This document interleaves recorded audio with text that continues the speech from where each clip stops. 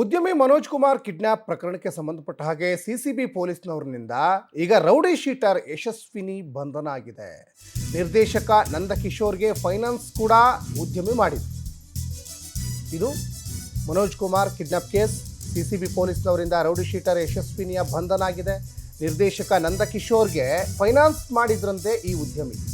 ಈ ಕೇಸ್ನಲ್ಲಿ ಕುಖ್ಯಾತ ರೌಡಿ ಶೀಟರ್ ಬೇಕ್ರಿ ರಘು, ವೆಂಕಟೇಶ್, ರಾಜೇಶ್ ಸೇರಿದಂತೆ ಹಲವರನ್ನ ಖಾಕಿ ಪಡೆ ಈಗ ಬಂಧಿಸಿದೆ.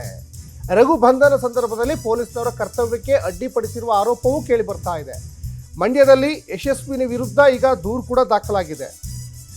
ಯಶಸ್ವಿನಿ ನ್ಯಾಯಾಂಗ ಬಂಧನಕ್ಕೆ ಕೋರ್ಟ್ ಆದೇಶವನ್ನು ಕೂಡ ಕೊಟ್ಟಿತ್ತು. ಇದು ಮನೋಜ್ ಕುಮಾರ್ ಕಿಡ್ನ್ಯಾಪ್ ಪ್ರಕರಣ ಸಾಕಷ್ಟು ಬೇರೆ ಬೇರೆ ಮಜಲುಗಳು ಪಡ್ಕೊಳ್ತಾ ಇದ್ದಾವೆ, ಬೇರೆ ಬೇರೆ ತಿರುವುಗಳು ಕೂಡ ಈಗ ಪಡ್ಕೊಳ್ತಾ ಇದ್ದಾವೆ. ಒಂದು ಕಡೆ ನೋಡಿ, ಈ ರೌಡಿ ಶೀಟರ್ ರಘು ಏನಿದ್ದಾನಲ್ಲ, ಆತನನ್ನು ಬಂಧನ ಮಾಡುವಂಥ ಸಂದರ್ಭದಲ್ಲಿ ಒಂದಿಷ್ಟು ಹೈಡ್ರಾಮಾ ಕೂಡ ನಡೀತು. ಅಂದರೆ ಪೊಲೀಸ್ನವರ ಕರ್ತವ್ಯಕ್ಕೆ ಅಡ್ಡಿಪಡಿಸಿರುವಂತಹ ಘಟನೆ ನಡೀತು. ಜೊತೆಗೆ ನೋಡಿ, ಈ ಯಶಸ್ವಿನಿಯ ಈಗ ನ್ಯಾಯಾಂಗ ಬಂಧನಕ್ಕೆ ಕೋರ್ಟೇ ಈಗ ಸೂಚನೆಯನ್ನು ಕೊಟ್ಟಿತ್ತು.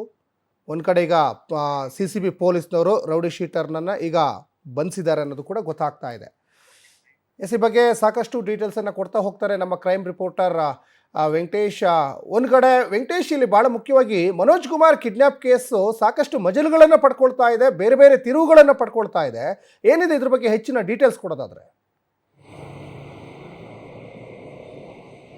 ಸಚಿನ್, ನಟ ಹಾಗೂ ಒಂದು ಫೈನಾನ್ಸರ್ ಆಗಿರುವಂತಹ ನಂದಕಿಶೋರ್ಗೆ ಅವರು ಒಂದು ಫೈನಾನ್ಸ್ ಅನ್ನು ಮಾಡಿರ್ತಾರೆ ಮನೋಜ್ ಅವರಿಗೆ. ಆ ಮನೋಜ್ ಅನ್ನಂತಹ ಕಿಡ್ನಾಪ್ ಪ್ರಕರಣದಲ್ಲಿ ಈ ಬೇಕರಿ ರಘು, ವೆಂಕಟೇಶ್ ಸೇರಿದಂತೆ ರಾಜೇಶ್ ಎಲ್ಲರೂ ಪ್ರಮುಖ ಪಾತ್ರವನ್ನು ವಹಿಸಿರ್ತಾರೆ. ಅವ್ರನ್ನ ಕಿಡ್ನಾಪ್ ಮಾಡಿ ಹಲ್ಲೆಯನ್ನು ಮಾಡಿ ಹಣಕ್ಕೆ ಬೇಡಿಕೆ ಇಟ್ಟು ಅವ್ರನ್ನ ಬೇರೆ ಒಂದು ಪ್ರದೇಶಕ್ಕೆ ಕರ್ಕೊಂಡೋಗಿ ಹಲ್ಲೆ ಮಾಡಿದ್ರೆ ಆ ಘಟನೆ ಸಂಬಂಧಪಟ್ಟಂತೆ ಒಂದು ದೂರು ಕೂಡ ಕೊಟ್ಟಿರ್ತಾರೆ. ಆ ದೂರಿನ ಆಧಾರದ ಮೇಲೆ ಈ ರೌಡಿ ಶೀಟರ್ ಬೇಕರಿ ರಘುವನ್ನ ಬಂಧನ ಮಾಡೋದಕ್ಕೆ ಕೂಡ ಸಿಸಿಬಿ ಪೊಲೀಸರು ಸಿದ್ಧತೆಯನ್ನು ಮಾಡ್ಕೊಳ್ತಾರೆ. ಅವರು ಮಂಡ್ಯದಲ್ಲಿ ಇದ್ದಾರೆ ಅನ್ನುವಂತ ಮಾಹಿತಿ ಲಭ್ಯ ಆಗುತ್ತೆ. ಆಗ ಅಲ್ಲಿಗೆ ಹೋಗಿ ಅವರನ್ನ ಬಂಧನ ಮಾಡೋದಕ್ಕೆ ಮುಂದಾದಂತ ವೇಳೆಯಲ್ಲಿ ಮಹಿಳಾ ರೌಡಿ ಶೀಟರ್ ಆಗಿರುವಂತಹ ಯಶಸ್ವಿನಿ ಏನಿದ್ದಾರೆ, ಇವರು ಕೂಡ ಪೊಲೀಸರ ಕರ್ತವ್ಯಕ್ಕೆ ಅಡ್ಡಿಯನ್ನು ಪಡಿಸಿ ಅವ್ರನ್ನ ಬಂಧನ ಮಾಡದಂತೆ ಕೂಡ ತಡೆಯನ್ನ ತರ್ತಾರೆ, ಅಂದ್ರೆ ಗಲಾಟೆಯನ್ನ ಮಾಡ್ತಾರೆ. ಆ ಕೇಸ್ಗೆ ಸಂಬಂಧಪಟ್ಟಂತೆ ಪೊಲೀಸರು ಕೂಡ ಒಂದು ಕೇಸನ್ನ ಕೊಡ್ತಾರೆ. ಆ ಕೇಸ್ನ ಆಧಾರದ ಮೇಲೆ ಪುಟ್ಟನಹಳ್ಳಿ ಪೊಲೀಸರು ಕೂಡ ಒಂದು ಪ್ರಕರಣವನ್ನ ದಾಖಲಿಸಿಕೊಳ್ತಾರೆ. ಅಂದ್ರೆ ಸಿಸಿಬಿ ಪೊಲೀಸರು ಒಂದು ಪ್ರಕರಣವನ್ನ ದಾಖಲಿಸಿಕೊಳ್ತಾರೆ.